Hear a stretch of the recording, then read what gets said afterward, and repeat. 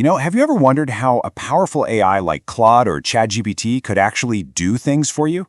I mean, really do things, like book your flights, check your calendar, or pull live data from a database? Well, today we're going to dive into the tech that makes that possible. We're breaking down something called the Model Context Protocol. It's a brand new way to connect AI to the real world. To really get why this is such a big deal, let's just start with a quick thought experiment. What if your AI, with all its incredible knowledge, was just trapped inside a digital box, completely cut off from everything happening outside?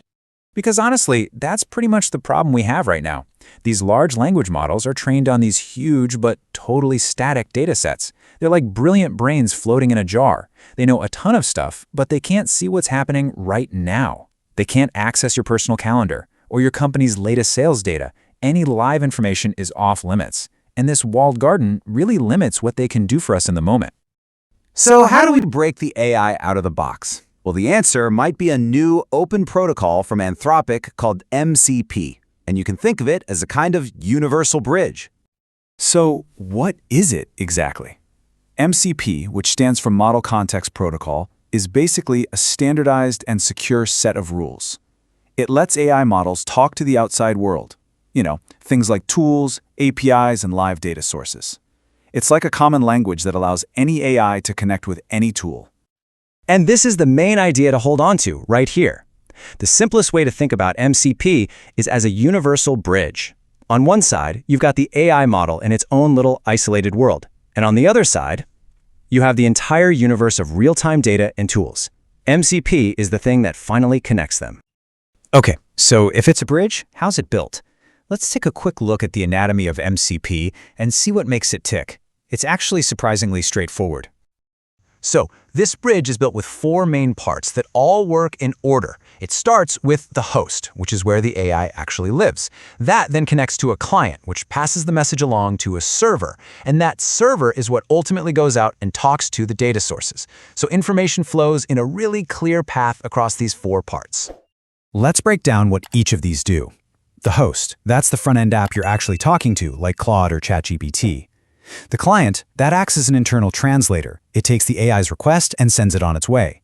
Then you have the server, which is the back-end brain that a developer would set up. This is the piece that actually connects to the external tools. And finally, the data sources are those tools. Your Google Calendar API, a database, you name it. I know that might still feel a little abstract, so let's actually put this bridge to work.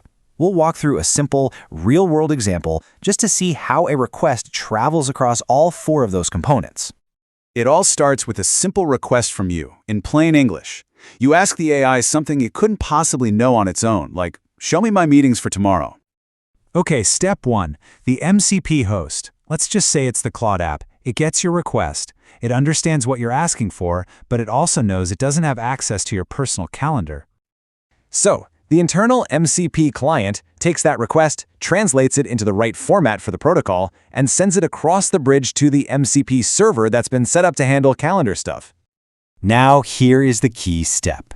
The MCP server, acting as that back-end brain, makes a call to the actual data source, in this case, the Google Calendar API, and asks for the data for tomorrow's meeting. The Google Calendar API responds with all your meeting data, and that information travels all the way back across the bridge, from the server through the client, and all the way back to the AI model that's just waiting in the host application. And finally, the AI model gets that fresh, real-time data and uses its amazing language skills to give you a perfect conversational answer. A few seconds ago, it had no idea what your schedule was, but now it does. So this simple example really shows the bigger picture here. This protocol isn't just for calendars, of course. It's about fundamentally changing what AI can do for us by giving it a secure way to interact with the live world. And this whole complex interaction, the host, the client, the server, the data source, all of it makes just one, incredibly important thing possible. And here it is. This is the big one. The AI model can interact with real, live data without being retrained. This is a huge deal. Retraining one of these massive language models is incredibly expensive, and it takes forever. MCP is basically the shortcut that lets AI stay current and relevant on the fly.